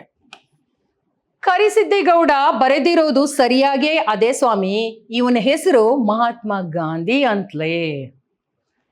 ಕರಿಸಿದ್ದೇಗೌಡ ಹೇಳ್ತಾನೆ, ಅಯ್ಯೋ, ಗುಮಸ್ತನಿಗೆ ಹೇಳ್ತಾನೆ, ಅಯ್ಯೋ ನನ್ನ ಮೊಮ್ಮಗನ ಹೆಸರು ಮಹಾತ್ಮ ಗಾಂಧಿ ಅಂತಲೇ, ಅಲ್ಲಿ ವೈದ್ಯಾಧಿಕಾರಿಗಳು ಬರೆದಿರೋದು ಸರಿಯಾಗಿಯೇ ಇದೆ ಅಂತ ಅವನು ಹೇಳ್ತಾನೆ. ಆಗ ಗುಮಸ್ತ ಬಿಟ್ಟ ಬಾಯಿ ಬಿಟ್ಟುಕೊಂಡೇ ಮಹಾತ್ಮ ಗಾಂಧಿಯನ್ನು ನೋಡಿದ. ಗುಮಸ್ತ ಏನ್ ಮಾಡ್ತಾನೆ, ತನ್ನ ಬಾಯಿಯನ್ನ ಬಿಟ್ಟಾಗೆ ಹಾಗೆ ಕರಿಸಿದ್ದೇಗೌಡನ ನೋಡ್ಕೊಂಡೆ ಒಂದು ನಿಮಿಷ ನಿಂತು ಬಿಡ್ತಾನೆ. ಯಾಕೆ ಅಂದ್ರೆ ಅವನಿಗೆ ಆಶ್ಚರ್ಯ ಆಗತ್ತೆ, ಮಹಾತ್ಮ ಗಾಂಧಿ ಅಂತ ಈ ಹುಡುಗನ ಹೆಸರ ಅಂತ. ಸರಿಯಪ್ಪ, ತಗೋ ಚೀಟಿ ಎಂದವನೇ ಹಳೆಯ ಕಾಗದ ಜೊತೆಗೊಂದು ಹೊಸ ಚೀಟಿಯನ್ನು ಕೊಟ್ಟ. ಆ ಕಡೆಗೆ ಹೋಗು ಎಂದು ತೋರಿಸಿದ. ಸರಿ, ಏನೋ ಒಂದು ಮಹಾತ್ಮ ಗಾಂಧಿಯೋ ಮಹಂತೇಗೌಡನೋ ನನಗೆ ಗೊತ್ತಿಲ್ಲ ಅಂತ ಒಂದು ಆಶ್ಚರ್ಯಕರವಾಗಿ ಅವನನ್ನ ಒಂದು ಸ್ವಲ್ಪ ಹೊತ್ತು ನೋಡ್ಬಿಟ್ಟು ಒಂದು ಹೊಸ ಚೀಟಿಯನ್ನು ಬರ್ಕೊಟ್ಟು ಕರಿಸಿದ್ದೇಗೌಡನ ಕೈಗೆ ಕೊಟ್ಟು, ಈ ಹೊಸ ಚೀಟಿ ಮತ್ತು ಹಳೆ ಚೀಟಿ ಎರಡನ್ನು ತಗೊಂಡು ಆ ಕಡೆ ಹೋಗು ಅಂತ ಕೈಯನ್ನ ತೋರಿಸಿ ಅವನು ಆ ಒಂದು ಜಾಗವನ್ನ ಹೇಳ್ಕೊಡ್ತಾನೆ. ಮುಂದೆ ಅಲ್ಲೊಬ್ಬ ಇವರು ಕೊಟ್ಟ ಕಾಗದಗಳನ್ನು ಮತ್ತು ಇನ್ನೂ ಅನೇಕ ಹೊರರೋಗಿಗಳು ಕೊಟ್ಟ ಕಾಗದಗಳನ್ನು ತೆಗೆದುಕೊಂಡು ಒಳಗೆ ಹೋಗಿ ಒಂದು ದೊಡ್ಡ ಮೇಜಿನ ಸುತ್ತ ಕುರ್ಚಿಗಳಲ್ಲಿ ಕುಳಿತಿದ್ದ ವೈದ್ಯರ ಗುಂಪಿನ ಮುಂದೆ ಇಟ್ಟು ಬಂದ. ಏನ್ ಮಾಡ್ತಾನೆ, ಅಲ್ಲೊಬ್ಬ ಗುಮಸ್ತ ಅವನೇನ್ ಮಾಡ್ತಾನೆ, ಕರಿಸಿದ್ದೇಗೌಡ ಕೊಟ್ಟಂತ ಚೀಟಿ ಅದರ ಜೊತೆಗೆ ಹೊರರೋಗಿಗಳ ಹೆಸರುಗಳಿದ್ದಂತ ಚೀಟಿಗಳನ್ನೆಲ್ಲ ತಗೊಂಡೋಗಿ ಒಂದು ಸುತ್ತ ಕುರ್ಚಿಗಳಲ್ಲಿ ಕೂತ್ಕೊಂಡಿದ್ದಂತ ವೈದ್ಯಾಧಿಕಾರಿಗಳ ಮೇಜಿನ ಮೇಲೆ ಆ ಒಂದು ಚೀಟಿಗಳನ್ನ ಇಡ್ತಾನೆ. ಇಟ್ಟು ಅವನು ಹೊರಗಡೆ ಬರ್ತಾನೆ.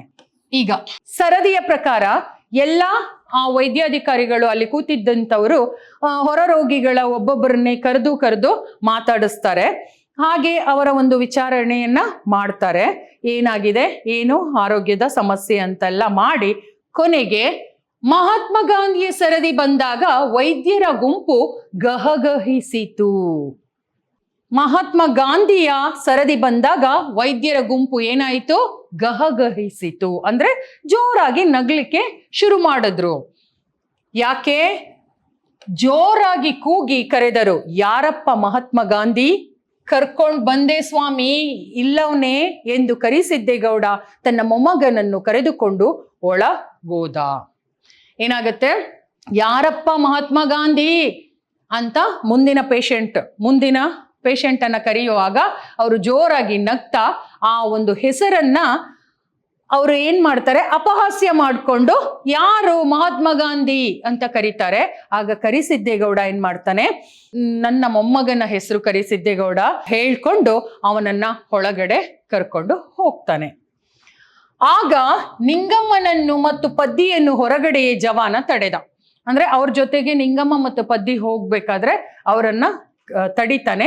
ಒಬ್ಬ ಪೇಷಂಟ್ಗೆ ಒಬ್ಬ ಮಾತ್ರ ಜೊತೆಯಲ್ಲಿ ಹೋಗ್ಬೇಕು ಅಂತ ಹೇಳಿ ಕರಿಸಿದ್ದೇಗೌಡನನ್ನ ಗಾಂಧಿಯ ಜೊತೆ ಆ ಒಂದು ವೈದ್ಯರಿದ್ದಂತ ಕೊಠಡಿಯೊಳಗಡೆ ಕಳಿಸ್ತಾರೆ. ಕರಿಸಿದ್ದೇಗೌಡ ತಮ್ಮ ಮುಂದೆ ಕರೆದು ತಂದು ನಿಲ್ಲಿಸಿದ ವ್ಯಕ್ತಿಯನ್ನು ವೈದ್ಯ ಮಹಾಶಯಗಳೆಲ್ಲ ಒಂದು ವಿಚಿತ್ರ ಕಾಯಿಲೆಯನ್ನು ಪತ್ತೆ ಹಚ್ಚಿದಾಗಲೋ ಅಥವಾ ಕ್ಯಾನ್ಸರ್ ವ್ಯಾಧಿ ಔಷಧಿ ಕಂಡು ಹಿಡಿದಾಗಲೋ ಆಗುವ ವಿಸ್ಮಯದಂತೆ ನೋಡಿದರು. ಏನ್ ಮಾಡ್ತಾರೆ, ವೈದ್ಯರಿಗೆ ಆ ಕರಿಸಿದ್ದೇಗೌಡ ಕರ್ಕೊಂಡು ಬಂದು ತಮ್ಮ ಮುಂದೆ ನಿಲ್ಲಿಸಿದಂತಹ ವ್ಯಕ್ತಿಯನ್ನು ಹಾಗೂ ಅವನ ಹೆಸರನ್ನು ಎರಡನ್ನೂ ತಾಳೆ ಹಾಕ್ತಾ ನೋಡ್ತಾ ಅವರು ಅವನನ್ನ ದಿಟ್ಟಿಸಿ ನೋಡ್ಕೊಂಡು ಏನು ಯಾವ ರೀತಿ ನೋಡ್ತಾ ಇದ್ರು ಅಂದ್ರೆ, ಏನೋ ಒಂದು ಸಂಶೋಧನೆ ಮಾಡಿ ಯಶಸ್ಸನ್ನ ಕಂಡ ಹಾಗೆ, ಹಾಗೂ ಯಾವುದೋ ಒಂದು ಕ್ಯಾನ್ಸರ್ ಒಂದು ಕಾಯಿಲೆಗೆ ಒಂದು ಔಷಧಿಯನ್ನ ಪತ್ತೆ ಹಚ್ಚಿದಂತಹ ಒಂದು ರೀತಿಯಲ್ಲಿ ಅಷ್ಟೊಂದು ಆಶ್ಚರ್ಯಕರವಾಗಿ ವೈದ್ಯಾಧಿಕಾರಿಗಳು ಆ ಒಬ್ಬ ವ್ಯಕ್ತಿಯನ್ನ ಹಾಗೆ ನೋಡ್ತಾ ಇರ್ತಾರೆ. ಮಹಾತ್ಮ ಗಾಂಧಿ ಎಂದು ಕರೆಯಲ್ಪಡುವ ವ್ಯಕ್ತಿಯನ್ನು ಕಂಡು ಅವರಿಗೆ ಅಳಬೇಕೋ, ನಗಬೇಕೋ ಅಥವಾ ನಂಬದಿರುವಂತಹ ಒಂದು ಸ್ಥಿತಿಯಲ್ಲೇ ಇದ್ದು ಬಿಡಬೇಕು, ಏನೂ ತೋಚದೆ. ಏನಾಗುತ್ತೆ ಅಂದ್ರೆ ಇಲ್ಲಿ ಜನರು ಒಂದು ಹಣ ಇದ್ದಾಗ ಮನುಷ್ಯರಿಗೆ ಸಿಗುವಂತ ಗೌರವ, ಹಣ ಇಲ್ಲದೆ ಇರುವಾಗ ಮನುಷ್ಯನಿಗೆ ಸಿಗುವಂತ ಗೌರವ, ಆ ಒಂದು ವಿಚಾರ ನಮಗೆ ಇಲ್ಲಿ ಎದ್ದು ಕಾಣ್ತಾ ಇದೆ. ಯಾಕೆಂದ್ರೆ ಮಹಾತ್ಮ ಗಾಂಧಿ ಎಂದು ಕರೆಯಲ್ಪಡೋ ಆ ವ್ಯಕ್ತಿಯ ಪಾಪ ವ್ಯಕ್ತಿತ್ವ ಹೇಗಿತ್ತು, ಸೊರಗಿ ಹೋಗಿದ್ದ, ಸಣ್ಣ ದಾಗಿದ್ದ, ಕೈಕಾಲು ಸಣ್ಣದಾಗಿತ್ತು, ಹೊಟ್ಟೆ ದಪ್ಪ ಇತ್ತು, ಕಿವಿ ಅಗಲ ಇತ್ತು, ನೋಡ್ಲಿಕ್ಕೆ ಒಂಥರ ವಿಚಿತ್ರವಾಗಿದ್ದಂತ ವ್ಯಕ್ತಿ. ಆ ವ್ಯಕ್ತಿಗೆ ಇಂತಹ ಒಬ್ಬ ಮಹಾತ್ಮನ ಹೆಸರಿಟ್ಟಿದಾರಲ್ಲ ಅಂತ ಅನ್ಸಿರ್ಬೋದು ವೈದ್ಯರಿಗೆ, ಗೊತ್ತಿಲ್ಲ. ಅಥವಾ ವೈದ್ಯರ ಅವಿವೇಕತನವೋ, ಇದೆಲ್ಲ ರೀತಿ ಅವದೊಂದು ಅಪಹಾಸ್ಯ ಮಾಡುವುದು, ಈ ಒಂದು ವಿಚಾರ ತಿಳಿಯದೆ ವೈದ್ಯರು ಏನ್ ಮಾಡ್ತಾರೆ, ಅವನನ್ನ ಆ ಒಂದು ಸ್ಥಿತಿಯಲ್ಲಿ ಅಳಬೇಕೋ ನಗಬೇಕು. ಆ ಮಹಾತ್ಮ ಗಾಂಧಿ ಎನ್ನುವಂತ ಹೆಸರು ಇವನಿಗೆ ಏನಾಗ್ತಾ ಇದೆ, ಹೊಂದಾಣಿಕೆ ಆಗ್ತಾ ಇದೆ ಅಥವಾ ಹೊಂದಾಣಿಕೆ ಆಗ್ತಾ ಇಲ್ಲ. ಇದೆರಡೂ ಒಂದು ಪರಿಸ್ಥಿತಿಯಲ್ಲಿ ಅವ್ರೇನ್ ಮಾಡ್ತಾರೆ, ಇವನನ್ನೇ ನೋಡ್ತಾ ಅಳಬೇಕೋ ನಗಬೇಕೋ ಎನ್ನುವಂತಹ ಒಂದು ಸ್ಥಿತಿಯಲ್ಲಿ ಇದ್ದು ಬಿಡ್ಬೇಕು, ಏನೂ ಅನ್ನದೇ ಇರುವಂತ ಸ್ಥಿತಿಯಲ್ಲಿ ಇದ್ದು ಬಿಡ್ಬೇಕು ಅಂತ ಅವರು ಹಾಗೆ ನಿಂತು ಬಿಡ್ತಾರೆ. ಪರೀಕ್ಷೆಯ ಕೊಠಡಿಗೆ ಕರೆದುಕೊಂಡು ಹೋಗಿ ಪರೀಕ್ಷೆ ಮಾಡಿ ಕರಿಸಿದ್ದೇಗೌಡನನ್ನು ಕರೆದು, ನೋಡಯ್ಯ, ನಿನ್ನ ಮೊಮ್ಮಗನಿಗೆ ಹೃದಯ ಹಾಗೂ ಮೂತ್ರಪಿಂಡಗಳ ಕಾಯಿಲೆ, ಔಷಧಿಗಳೆಲ್ಲಾನು ಬರೆದು ಕೊಡ್ತೀವಿ, ತಗೋ, ಹೇಗೆ ಸೇವಿಸಬೇಕು ಅನ್ನೋದು ಹೇಳ್ತೀವಿ, ಹಾಗೆ ಕೊಡು, ಸ್ವಲ್ಪ ಹುಷಾರಾಗುತ್ತೆ ಎಂದರು. ಇವನನ್ನು ನೋಡಿದ ತಕ್ಷಣ ಮತ್ತೆ ಹಳೆಯ ಒಂದು ವೈದ್ಯರು ಪರೀಕ್ಷೆ ಮಾಡಿ ಕೊಟ್ಟಂತ ವಿವರಗಳನ್ನೆಲ್ಲ ನೋಡಿ ಅವರಿಗೆ ಏನನ್ಸ್ತೋ ಏನೋ ಗೊತ್ತಿಲ್ಲ. ಆ ನಂತರ ಅವರು ಅವನನ್ನ ಕರಿಸಿದ್ದೇಗೌಡನಿಗೆ ಹೇಳ್ತಾರೆ, ಇವನನ್ನ ಪರೀಕ್ಷಾ ಕೊಠಡಿಗೆ ಕಳಿಸ್ಬೇಕು ಅಂತ. ಕಳಿಸಿ ಅಲ್ಲಿ ಎಲ್ಲಾ ರೀತಿಯ ಪರೀಕ್ಷೆಗಳು ಕೂಡ ಅವನಿಗೆ ಮಾಡ್ತಾರೆ. ಆಮೇಲೆ ಕರಿಸಿದ್ದೇಗೌಡನನ್ನ ಕರೆದ್ಬಿಟ್ಟು ವೈದ್ಯರು ಏನು ಅಂತ ಹೇಳ್ತಾರೆ, ಇವನಿಗೆ, ನಿನ್ನ ಮೊಮ್ಮಗನಿಗೆ ಹೃದಯ ಮೂತ್ರಪಿಂಡಗಳ ಕಾಯಿಲೆ ಇದೆ, ಇದಕ್ಕೆ ಔಷಧಿಯನ್ನ ನಾವು ಕೊಡ್ತೀವಿ, ಅದನ್ನ ನೀನು ಸರಿಯಾಗಿ ಕೊಡಬೇಕು, ಹೇಗೆ ತಗೋಬೇಕು ಅಂದ್ರೆ ಹೇಗೆ ಔಷಧಿಯನ್ನ ಸೇವಿಸ್ಬೇಕು ಅನ್ನೋದನ್ನ ಹೇಳ್ತೀವಿ, ಹಾಗೆ ಕೊಡು, ಸ್ವಲ್ಪ ಹುಷಾರಾಗ್ತಾನೆ ಅಂತ ಹೇಳ್ತಾರೆ. ಕರಿಸಿದ್ದೇಗೌಡನನ್ನು ಕತ್ತಿಡಿದು ನೀರಿಗೆ ಅದುಮಿದಂತಾಯಿತು. ಏನಾಗುತ್ತೆ, ಇಷ್ಟೇ ಹೇಳ್ತಾರೆ ವೈದ್ಯರು. ಅಂದ್ರೆ ಮೊಮ್ಮಗನ ಪರಿಸ್ಥಿತಿ ಚಿಂತಾಜನಕವಾಗಿದೆ ಅನ್ನೋದು ಕರಿಸಿದ್ದೇಗೌಡನ ಮನಸ್ಸಿನಲ್ಲಿ ಓಡ್ತಾ ಇದೆ. ದೊಡ್ಡ ಆಸ್ಪತ್ರೆಗೆ ಕಳಿಸಿದ್ದಾರೆ ಅಂದ್ರೆ ಏನೋ ಒಂದು ಜಾಸ್ತಿ ಆಗಿದೆ. ಅದರ ಜೊತೆಗೆ ಇಲ್ಲಿನ ವೈದ್ಯಾಧಿಕಾರಿಗಳು ಏನ್ ಹೇಳ್ತಿದ್ದಾರೆ, ಇವನಿಗೆ ಹೃದಯ ಮತ್ತೆ ಮೂತ್ರಪಿಂಡಗಳ ಕಾಯಿಲೆ ಇದೆ, ಅದಕ್ಕೆ ನಾವೇನ್ ಮಾಡ್ತೀವಿ, ಮಾತ್ರೆಗಳನ್ನ ಕೊಡ್ತೀವಿ, ಅದನ್ನ ತಗೊಂಡು ಹೇಗೆ ಕೊಡ್ಬೇಕು ಅಂತ ಹೇಳ್ಕೊಡ್ತೀವಿ, ಅದರಿಂದ ಮನೆಯಲ್ಲೇ ಅದನ್ನ ಮಾಡು ಅಂತ ಹೇಳಿದಾಗ ಇವನನ್ನ ನೀರಿನ ಒಳಗಡೆ ಅದುಮಿದಾಗ ಉಸಿರು ಕಟ್ಟಿಸಿ ಅವನನ್ನ ಗಂಟ್ಲನ್ನ ಹಿಡ್ಕೊಂಡಷ್ಟು ಒಂದು ಉಸಿರು ಕಟ್ಟಿದಂತಹ ಒಂದು ಪರಿಸ್ಥಿತಿ ಅವನಿಗೆ ಬರುತ್ತೆ. ಯಾಕೆ ಅಂದ್ರೆ, ನಿನ್ ದಮ್ಮಯ್ಯ ಏನೋ ನನ್ನ ಮೊಮ್ಮಗನನ್ನ ಕಾಪಾಡಿ ಇಲ್ಲೇ ಹೊಸಿ ದಿನ ಇಟ್ಕೊಂಡು ಉಳಿಸಿಕೊಡಿ, ಅಂದ್ರೆ ಒಂದ್ ಸ್ವಲ್ಪ ದಿನ ಇಲ್ಲೇ ಇಟ್ಕೊಳ್ಳಿ ನಿಮ್ಮನ್ನ ದಮ್ಮಯ್ಯ ಅಂತ ಕೈ ಮುಗಿದು ಬೇಡ್ಕೋತೀನಿ ಅಂತ ಬೇಡ್ಕೋತಾನೆ ಆ ಕರಿಸಿದ್ದೇಗೌಡ. ನೀವು ಇವನಿಗೆ ಮಾಡೋ ಉಪಕಾರ ಈ ನನ್ನ ಅಪ್ಪನಿಗೆ ಮಾಡೋ ಉಪಕಾರ ಅಂತ ತಿಳ್ಕೊಂಡ್ ಮಾಡಿ, ನಿಮ್ಗೆ ಪುಣ್ಯ ಬರುತ್ತದೆ ಎಂದು ಅಲ್ಲಿಯೇ ನೇತು ಹಾಕಿದ್ದ ಮಹಾತ್ಮ ಗಾಂಧೀಜಿಯವರ ಭಾವಚಿತ್ರಕ್ಕೆ ಕೈ ಜೋಡಿಸಿ ಕಣ್ಣೀರು ಹಾಕುತ್ತಾ ನಿಂತು ಬಿಟ್ಟ. ಮನೆಗೆ ಕರ್ಕೊಂಡೋಗಿ ಔಷಧಿ ಕೊಡ್ತೀವಿ, ಅದ್ರ ಪ್ರಕಾರ ಹೇಳ್ಕೊಡ್ತೀವಿ, ಅದ್ರ ಪ್ರಕಾರ ಮಾಡಿ ಅಂತ ಹೇಳಿದಾಗ ಕರಿಸಿದ್ದೇಗೌಡನಿಗೆ ಏನ್ ಮಾಡ್ಬೇಕು ಅಂತಾನೆ ದಾರಿ ತೋಚದಾಗ್ಬಿಡುತ್ತೆ. ಅವನಿಗೆ ಉಸಿರು ಕಟ್ಟಿದಾಗೆ ಆಗ್ಬಿಡುತ್ತೆ. ಅಂದ್ರೆ ನನ್ನ ಮೊಮ್ಮಗ ಹುಷಾರಾಗ್ತಾನ ಇಲ್ವಾ ಏನು ಅಂತ ಏನೂ ಗೊತ್ತಾಗ್ಲೇ ಇಲ್ಲ. ಅದಕ್ಕೆ ಅವನೇನ್ ಮಾಡ್ತಾನೆ, ವೈದ್ಯರನ್ನ ಕೈ ಮುಗಿದು ಬೇಡ್ಕೋತಾನೆ. ಅದ್ರ ಜೊತೆಗೆ ಅವನು ಏನ್ ಹೇಳ್ತಾನೆ ಅಂದ್ರೆ, ಆ ಗೋಡೆಯ ಮೇಲೆ ತೂಗು ಹಾಕಿದಂತ ಮಹಾತ್ಮ ಗಾಂಧೀಜಿಯವರ ಫೋಟೋದ ಕಡೆ ನೋಡ್ತಾ ಕಣ್ಣೀರ್ ಹಾಕೊಂಡು ಹೇಳ್ತಾನೆ, ನೀವು ನನಗೆ ಮಾಡುವಂತ ಉಪಕಾರ, ಈ ಮಗುವಿಗೆ ಮಾಡುವಂತ ಉಪಕಾರ ಆ ಪುಣ್ಯಾತ್ಮನಿಗೆ ಮಾಡಿದ ಹಾಗೆ ಪುಣ್ಯ ಸಿಗ್ಲಿ ನಿಮಗೆ. ದಯವಿಟ್ಟು ಇವನನ್ನ ಸ್ವಲ್ಪ ದಿನ ಈ ಒಂದು ಆಸ್ಪತ್ರೆಯಲ್ಲೇ ಉಳಿಸ್ಕೊಳ್ಳಿ, ನೀವಿಲ್ಲೇ ಅವನಿಗೆ ಎಲ್ಲ ರೀತಿಯ ಒಂದು ಔಷಧಿಯನ್ನ ಚಿಕಿತ್ಸೆಯನ್ನ ಕೊಡಿ, ನಮಗೆ ಅದು ಗೊತ್ತಾಗೋದಿಲ್ಲ ಅಂತ ಅವನು ಬೇಡ್ಕೋತಾನೆ. ಆ ಒಂದು ಪರಿಸ್ಥಿತಿ ಸಾಧಾರಣ ಪ್ರತಿಯೊಬ್ಬ ಮನುಷ್ಯನಿಗೂ ಬರುವಂತ ವಿಚಾರ ಇದು.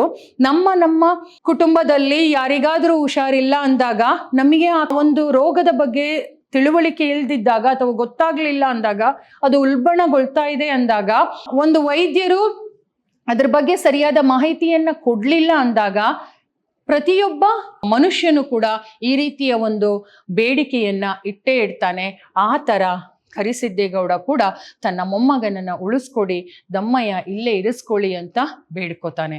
ಅವನ ಯೋಚನೆ ಏನಿರುತ್ತೆ ಅಂದ್ರೆ, ಇಲ್ಲೇ ಉಳಿಸ್ಕೊಂಡಾಗ ನನ್ನ ಮೊಮ್ಮಗ ಸ್ವಲ್ಪ ಆದ್ರೂ ಗುಣ ಆಗ್ತಾನೆ ಅನ್ನುವಂತ ಒಂದು ಭರವಸೆ ಅವನ ಮನಸ್ಸಿನಲ್ಲಿ ಇನ್ನೂ ಇರುತ್ತೆ. ಮುಂದೆ ವೈದ್ಯರು ಮರು ಮಾತಾಡದೆ ಚೀಟಿಯಲ್ಲಿ ಬರೆದು ಗಂಡಸರ ವಾರ್ಡಿನಲ್ಲಿ ಮಹಾತ್ಮ ಗಾಂಧಿಯನ್ನು ಸೇರಿಸುವುದೆಂದು ಬರೆದು ಒಬ್ಬ ಜವಾನನನ್ನು ಕರೆದು ಜೊತೆಯಲ್ಲಿ ಕಳುಹಿಸಿದರು. ಏನ್ ಮಾಡ್ತಾರೆ, ವೈದ್ಯರಿಗೆ ಮುಂದೆ ಏನ್ ಹೇಳ್ಬೇಕು ಅಂತ ಗೊತ್ತಾಗ್ಲಿಲ್ಲ. ವೈದ್ಯರು ನಿನ್ನ ಮೊಮ್ಮಗ ಗುಣವಾಗದ ಕಾಯಿಲೆಯಲ್ಲಿದ್ದಾನೆ, ಗುಣ ಆಗೋದಿಲ್ಲ, ಮನೆ ಕರ್ಕೊಂಡು ಹೋಗು ಅಂತ ನೇರವಾಗಿ ಹೇಳಕ್ಕೂ ಆಗದೆ ಅವರು ಸಂದಿಗ್ಧ ಪರಿಸ್ಥಿತಿಯಲ್ಲಿ ಇರ್ತಾರೆ. ಈ ಒಂದು ಕರಿಸಿದ್ದೇಗೌಡನ ಒಂದು ಮನ ಕಲುಕುವಂತಹ ಬೇಡಿಕೆಯನ್ನ ನೋಡಿ ಅವರು ಮರು ಮಾತಾಡದೆ, ಏನೂ ಮಾತನಾಡದೆ ಅಲ್ಲಿನ ವೈದ್ಯರು ಏನ್ ಮಾಡ್ತಾರೆ ಅಂದ್ರೆ, ಗಂಡಸರು ಇರುವಂತ ವಾರ್ಡ್ಗೆ ಅವನನ್ನ ಸೇರಿಸ್ಕೋಬೇಕು ಅಂತ ಒಂದು ಚೀಟಿಯಲ್ಲಿ ಬರೆದು ಜವಾನನ ಕೈಯಲ್ಲಿ ಕಳಿಸಿಕೊಡ್ತಾರೆ. ಮಹಾತ್ಮ ಗಾಂಧಿಯನ್ನು 30 ಜನರು ಇರಬೇಕಾದ ವಾರ್ಡಿನಲ್ಲಿ 60 ಜನರಿರುವ ಕಡೆ ನೆಲದ ಮೇಲೆ ಒಂದು ಹಾಸಿಗೆ ಕೊಟ್ಟು ಹಾಕಿದರು. ಏನ್ ಮಾಡೋದು, ಏನು ಮಾಡಕ್ಕಾಗ್ಲಿಲ್ಲ ವೈದ್ಯರಿಗೆ. ಅಲ್ಲಿ 30 ಜನ ಇರಬೇಕಾದಂತಹ ಒಂದು ಕೊಠಡಿಯಲ್ಲಿ, ಆ ವಾರ್ಡ್ನಲ್ಲಿ 60 ಜನರು ಇದ್ರು. ಅಲ್ಲಿ ಮಲ್ಕೊಳಕ್ಕೆ ಜಾಗ ಇರ್ಲಿಲ್ಲ, ಬೆಡ್ಗಳು ಖಾಲಿ ಇರಲಿಲ್ಲ. ಸೊ ಈ ಒಂದು ಗಾಂಧಿಯನ್ನ ಏನ್ ಮಾಡೋದು, ಇರಿಸ್ಕೊಳ್ಳೇಬೇಕು ಅಂತ ಈ ಕರಿಸಿದ್ದೇಗೌಡ ಬೇಡ್ಕೊಳ್ತಿದ್ದಾನಲ್ಲ ಅಂತ ಹೇಳಿ ಕೊನೆಗೆ ಒಂದು ಬೆಡ್ ಅನ್ನ ಕೊಟ್ಟು ನೆಲದಲ್ಲಿ ಮಲಗಿಸ್ಲಿಕ್ಕೆ ಹೇಳ್ತಾರೆ. ಆಮೇಲೆ ಏನ್ ಮಾಡ್ತಾರೆ, ಆ ಒಂದು ವಾರ್ಡಿನಲ್ಲಿ ಹಾಕಿದ ನಂತರ ಎಕ್ಸ್ರೇ, ತೊಂಟೆ ಪರೀಕ್ಷೆಗಳ ಜೊತೆಗೆ ಔಷಧೋಪಚಾರವು ನಡೆಯತೊಡಗಿತ್ತು.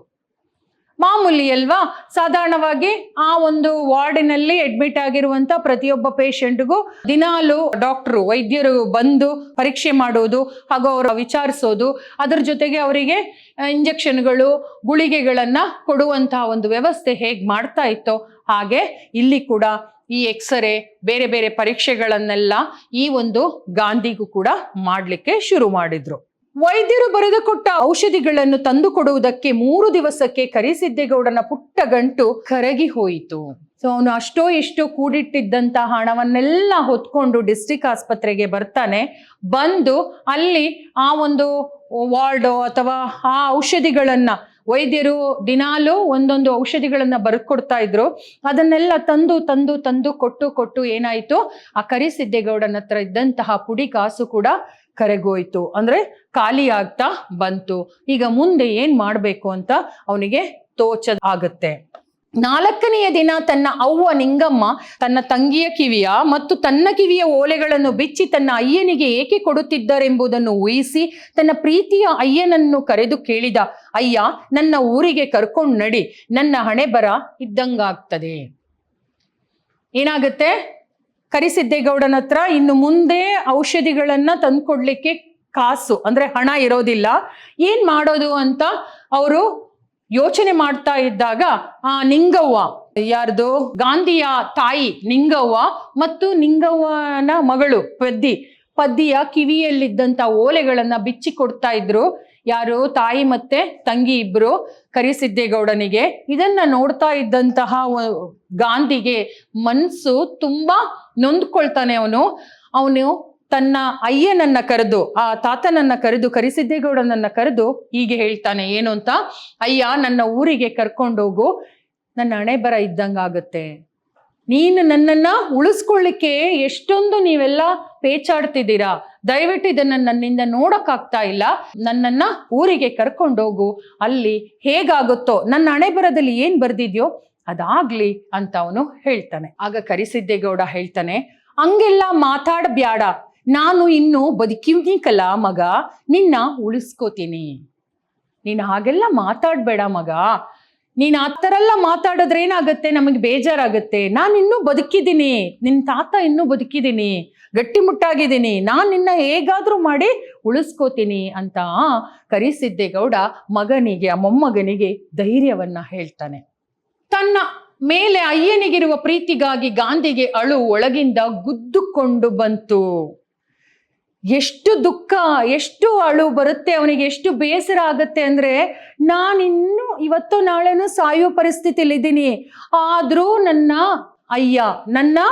ಅಯ್ಯ ನನ್ನ ತಾತ ನನ್ನನ್ನು ಉಳಿಸ್ಕೊಳ್ಳಿಕ್ಕೆ ಎಷ್ಟೊಂದು ಒದ್ದಾಡ್ತಿದ್ದಾನೆ.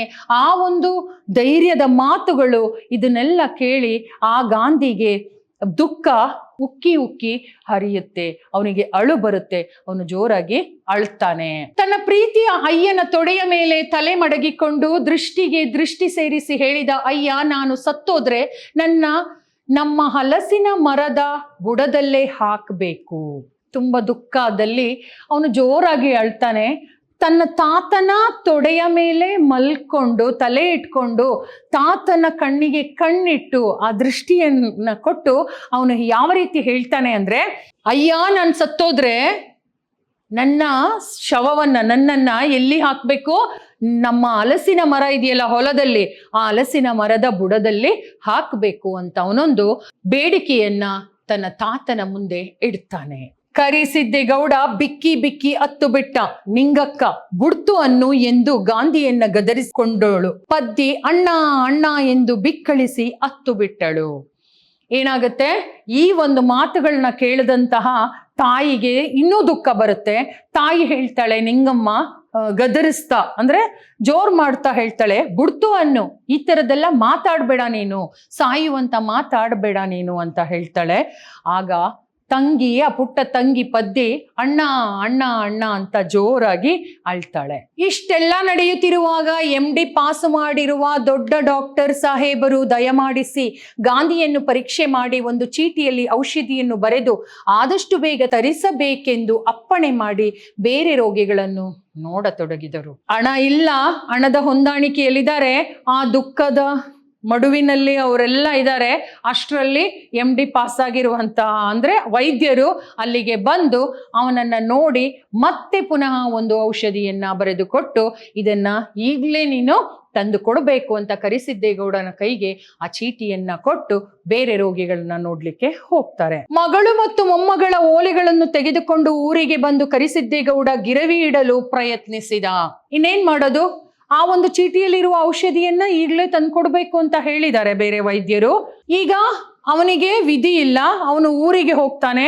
ಆ ಒಂದು ತನ್ನ ಮಗಳು ಮತ್ತು ತನ್ನ ಮೊಮ್ಮಗಳ ಪದ್ದಿಯ ಕಿವಿಯಲ್ಲಿದ್ದಂತ ಓಲೆಯನ್ನ ತಗೊಂಡು ಊರಿಗೆ ಹೋಗಿ ಅಲ್ಲಿ ಗಿರಿವಿ ಇಡ್ಲಿಕ್ಕೆ ನೋಡ್ತಾನೆ, ಪ್ರಯತ್ನಿಸ್ತಾನೆ. ಯಾರು ಒಪ್ಪಲಿಲ್ಲ. ಸಾಲ ಪಡೆಯಲು ಯತ್ನಿಸಿದ, ಎಲ್ಲೂ ಒಂದು ಪೈಸೆ ಹುಟ್ಟಲಿಲ್ಲ. ಅವನಿಗೆ ಯಾರು ಕೂಡ ಸಾಲ ಕೊಡ್ಲೂ ಇಲ್ಲ. ಅವನು ಸಾಲ ಕೇಳ್ತಾನೆ, ಯಾರೂ ಹಣವನ್ನ ಕೊಡ್ಲಿಲ್ಲ. ಅದರ ಜೊತೆಗೆ ಆ ಗಿರಿವಿ ಇಡ್ಲಿಕ್ಕೆ ಅಂತ ಹೋಗಿದ್ದಂತಹ ಅಲ್ಲಿ ಕೂಡ ಗಿರಿವಿ ಅಂಗಡಿಯಲ್ಲೂ ಕೂಡ ಅವನಿಗೆ ಯಾವುದೇ ರೀತಿಯ ಹಣವನ್ನ ಅವರು ಕೊಡ್ಲಿಲ್ಲ. ಹಲಸಿನ ಮರ ಕೊಡುವುದಾದರೆ ಕೊಂಡುಕೊಳ್ಳುವುದಾಗಿ ಸುಳಿವು ಸಿಕ್ಕಲು 250 ರೂಪಾಯಿಗಳಿಗೆ ಮರವನ್ನು ಮಾರಬೇಕಾದರೆ 2 ದಿವಸಗಳು ಹಿಡಿದವು. ಈಗ ಏನ್ ಮಾಡೋದು? ಓಲೆಗಳನ್ನ ಗಿಡವಿ ಇಡಲಿಕ್ಕೆ ಅಂತ ಅಂಗಡಿಗೆ ಹೋದ್ರೆ ಅಲ್ಲೂ ಕೂಡ ಅದನ್ನ ತಗೊಳ್ಳಿಲ್ಲ, ಅದಕ್ಕೆ ಸರಿಯಾಗಿ ಹಣನೂ ಸಿಗ್ಲಿಲ್ಲ. ಸಾಲ ಕೇಳಿದಾಗ ಸಾಲನೂ ಸಿಗ್ಲಿಲ್ಲ.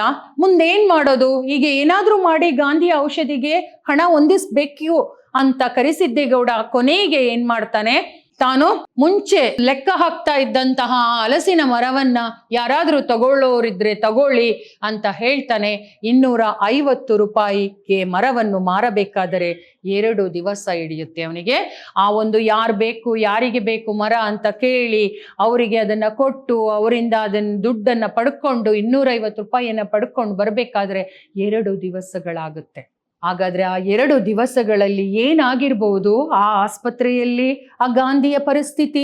ನೀವೇ ಯೋಚನೆ ಮಾಡಿ. ಈಗ ನೋಡಿ ಏನಾಗಿದೆ ಅಂತ. ಹಣ ಪಡೆದು ಕರಿಸಿದ್ದೇಗೌಡ ಬಸ್ಸು ಹತ್ತಿ ಆಸ್ಪತ್ರೆಯ ಬಳಿಗೆ ಬಂದಾಗ ಮಗಳು ನಿಂಗವ್ವ ಬಾಗಿಲಲ್ಲೇ ಪದ್ದಿಯನ್ನು ನಿಲ್ಲಿಸಿಕೊಂಡು ಅಳುತ್ತಾ ನಿಂತಿದ್ದಳು.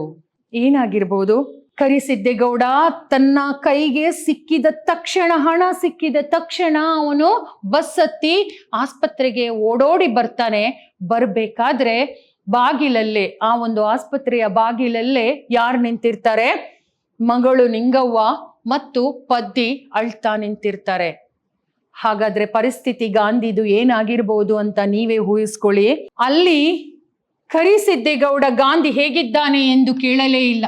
ತನ್ನ ಮಗಳು ತನ್ನ ಮೊಮ್ಮಗಳು ಅಳ್ತಾ ಆ ಒಂದು ಆಸ್ಪತ್ರೆಯಲ್ಲಿ ನಿಂತಿರೋದನ್ನ ಕಂಡಂತ ಪರಿಸ್ಥಿತಿ ಕರಿಸಿದ್ದೇಗೌಡನಿಗೆ ಅವರನ್ನ ಏನು ಪ್ರಶ್ನೆ ಮಾಡಬೇಕು ಅಂತ ಅನ್ನಿಸ್ಲೇ ಇಲ್ಲ. ಕಾರಣ ತನ್ನ ಮನಸ್ಸಿನೊಳಗಡೆಯೇ ಅವನಿಗೆ ಉತ್ತರ ಸಿಕ್ಬಿಟ್ಟಿರುತ್ತೆ. ಅವನು ಏನೂ ಪ್ರಶ್ನೆಯನ್ನ ಕೇಳಲೇ ಇಲ್ಲ. ಗಾಂಧಿ ಹೇಗಿದ್ದಾನೆ ಅಂತ ಕೇಳಲಿಕ್ಕೆ ಹೋಗ್ಲಿಲ್ಲ. ತನ್ನ ಮಗಳನ್ನ ಏನು ಅಂತ ಕೇಳ್ತಾನೆ, ಅದರ ಬದಲು ಯಾವಾಗ ಜೀವ ಹೋಯಿತು ಎಂದು ಕೇಳಿದ. ಎಂಥ ಒಂದು ದುಸ್ಥಿತಿ. ಗಾಂಧಿ ಹೇಗಿದ್ದಾನೆ ಅಂತ ಕೇಳೋದನ್ನ ಬಿಟ್ಟು ಯಾವಾಗ ಜೀವ ಹೋಯಿತು, ಗಾಂಧಿಯ ಜೀವ ಯಾವಾಗ ಹೋಯಿತು ಅಂತ ಕೇಳ್ತಾನೆ. ಆಗ ಮಗಳು, ರಾತ್ರಿ ಸರೋತ್ತಿನಲ್ಲಿ ಹುಸೇನ್ ಮನೆಯಲ್ಲಿ ಮಲಗಿಸೌರೆ ಎಂದು ಅಳಲು ಪ್ರಾರಂಭಿಸಿದ ಮಗಳನ್ನು ಸಂತೈಸುತ್ತಾ ಕರಿಸಿದ್ದೇಗೌಡ ಹೇಳಿದ, ಮನುಷ್ಯರು ಸಾಯ್ದೆ ಕಲ್ಲು ಸತ್ತಾದ, ಸುಮ್ಕಿರುಮಂತೆ ಎಂದು ಗಾಂಧಿಯ ಹೆಣವನ್ನು ಪಡೆಯಲು ಅಪ್ಪಣೆಗಾಗಿ ದೊಡ್ಡ ಸಾಹೇಬರ ರೂಮಿನ ಕಡೆ ಹೆಜ್ಜೆ ಹಾಕಿದ. ಏನಾಗುತ್ತೆ, ಗಾಂಧಿಯ ಒಂದು ಪ್ರಾಣ ಹೋಗ್ಬಿಟ್ಟಿರುತ್ತೆ. ಅವನ ಒಂದು ಅನಾರೋಗ್ಯದಿಂದಾಗಿ ಅವನು ತನ್ನ ಪ್ರಾಣವನ್ನ ಕಳ್ಕೊಂಡ್ಬಿಟ್ಟಿರ್ತಾನೆ. ಇಲ್ಲಿ ಕರಿಸಿದ್ದೇಗೌಡ ಹಣಕ್ಕಾಗಿ ತುಂಬಾ ಒಂದು ಶ್ರಮವನ್ನ ಪಟ್ಟು ಹಣವನ್ನ ತಂದು ಒಂದು ಔಷಧಿನ ಕೊಡಿಸ್ಬೇಕು ಅನ್ನೋಷ್ಟರಲ್ಲಿ ಅವನ ಪ್ರಾಣ ಹೋಗಿರುತ್ತೆ. ಆಗ ಬಂದಂತಹ ಒಂದು ಕರಿಸಿದ್ದೇಗೌಡನಿಗೆ ಎಲ್ಲ ವಿಚಾರ ಗೊತ್ತಾಗ್ಬಿಡುತ್ತೆ. ಇಲ್ಲಿ ಮಗಳ ಮತ್ತೆ ಮೊಮ್ಮಗಳ ಮುಖ ನೋಡಿದಾಗ್ಲೇ ಆಗ ಮಗಳನ್ನ ಕೇಳ್ತಾನೆ, ಯಾವಾಗ ಅವನ ಒಂದು ಪ್ರಾಣ ಹೋಯ್ತು ಅಂತ. ಆಗ ಅವಳು ಹೇಳ್ತಾಳೆ, ಸುಮಾರು ರಾತ್ರಿ, ಎಷ್ಟು ರಾತ್ರಿ ಹೊತ್ತಿನಲ್ಲಿ, ಸುಮಾರು ಸರೋತ್ತಿನಲ್ಲಿ, ಅಂದ್ರೆ ರಾತ್ರಿ ಅವನ ಪ್ರಾಣ ಹೋಯ್ತು. ಅವನನ್ನ ಎಲ್ಲಿ ಮಲಗಿಸ್ತಾ ಇದ್ದಾರೆ, ಹುಸೇನ್ ಅಂದ್ರೆ ಹೆಣವನ್ನ ಇಡುವಂತ ಶವಾಗಾರದಲ್ಲಿ ತನ್ನ ಮಗನ ಹೆಣವನ್ನ ಇಟ್ಟಿದ್ದಾರೆ ಅಂತ ಅವಳು ಹೇಳ್ಕೊಂಡು ಜೋರಾಗಿ ಅಳ್ತಾಳೆ. ಆಗ ಮಗಳನ್ನ ಸಂತೈಸುತ್ತಾ ಸಮಾಧಾನ ಪಡಿಸುತ್ತಾ ಕರಿಸಿದ್ದೇಗೌಡ ಹೇಳ್ತಾನೆ, ಅಯ್ಯೋ ಬಿಡು, ಮನುಷ್ಯರು ಸಾಯ್ದೆ ಕಲ್ಲು ಸತ್ತಾದ, ಸುಮ್ಕಿರುಮಂತೆ ಎಂದು ಗಾಂಧಿಯ ಒಂದು ಹೆಣವನ್ನ ಪಡಿಲಿಕ್ಕಾಗಿ ಆ ಒಂದು ದೊಡ್ಡಾಸ್ಪತ್ರೆಯಲ್ಲಿದ್ದಂಥ ವೈದ್ಯರ ಕೊಠಡಿ ಹತ್ರ ಹೋಗ್ತಾನೆ. ಅಲ್ಲಿ ಎಲ್ಲ ರೀತಿಯ ಒಂದು ಅಪ್ಪಣೆಯನ್ನ ಪಡ್ಕೊಂಡು ಆ ಗಾಂಧಿಯ ಶವವನ್ನ ಪಡ್ಕೊಳ್ಳಿಕ್ಕೆ ಅವನು ಆ ಒಂದು ಮುಂದಿನ ವ್ಯವಸ್ಥೆಯನ್ನ ಮಾಡ್ತಾನೆ. ಹೀಗೆ ವಿದ್ಯಾರ್ಥಿಗಳೇ, ಈ ಒಂದು ಪಾಠದಿಂದ ನಾವೇನನ್ನ ತಿಳ್ಕೊತೀವಿ ಅಂದ್ರೆ, ಇಲ್ಲಿ ಬಡವರಿಗೆ ಸಿಗದಂತಹ ಒಂದು ವೈದ್ಯಕೀಯ ಸೌಲಭ್ಯ, ಆ ಒಂದು ಮನಸ್ಸಿನಲ್ಲಿ ಅವರಲ್ಲಿ ಇರುವಂತಹ ದುಃಖ, ಅಲ್ಲಿ ಹಣದಾಗಿರ್ಬೋದು, ಹಣದಿಂದನೇ, ದುಡ್ಡೇ ಎಲ್ಲದಕ್ಕೂ ಮೂಲ. ಹಣ ಇದ್ದಾಗ ಮಾತ್ರ ಅಲ್ಲಿ ಎಲ್ಲಾ ರೀತಿಯ ಗೌರವಗಳು ಸಿಗುತ್ತೆ ಅನ್ನೋದನ್ನ ಈ ಪ್ರಸ್ತುತ ಪಾಠದಲ್ಲಿ ನಾವು ನೋಡ್ಬೋದು. ಗಾಂಧಿ ಎನ್ನುವಂಥ ಪಾಠದಲ್ಲಿ ಈ ಒಂದು ಗಾಂಧಿ ಎನ್ನುವಂಥ ಪಾಠದಿಂದ ನಾವು ತಿಳ್ಕೊಳ್ಳುವಂತಹ ಒಂದು ವಿಚಾರ ಏನು ಅಂದ್ರೆ, ದಯವಿಟ್ಟು ಬಡವರಿಗೆ ನಮ್ಮ ಕೈಯಲ್ಲಿ ಆಗುವಂತ ಸಹಾಯವನ್ನ ನಾವು ಮಾಡಬೇಕು ಅನ್ನೋದನ್ನ ನಾವಿಲ್ಲಿ ತಿಳ್ಕೊತೀವಿ. ಇಷ್ಟು ಈ ಒಂದು ಪ್ರಸ್ತುತ ಪಾಠದ ಬಗ್ಗೆ ನೀವೆಲ್ಲ ತಿಳ್ಕೊಂಡಿದ್ದೀರಾ. ಮುಂದೆ ಏನಾದ್ರೂ ಈ ಪಾಠದಿಂದ ನಿಮಗೆ ಮುಂದಿನ ಹೆಚ್ಚಿನ ಮಾಹಿತಿಗಳು ಬೇಕು ಅಂದ್ರೆ ಅದನ್ನ ನೀವು ಪುಸ್ತಕದಿಂದ ತಿಳ್ಕೋಬಹುದು. ಧನ್ಯವಾದಗಳು.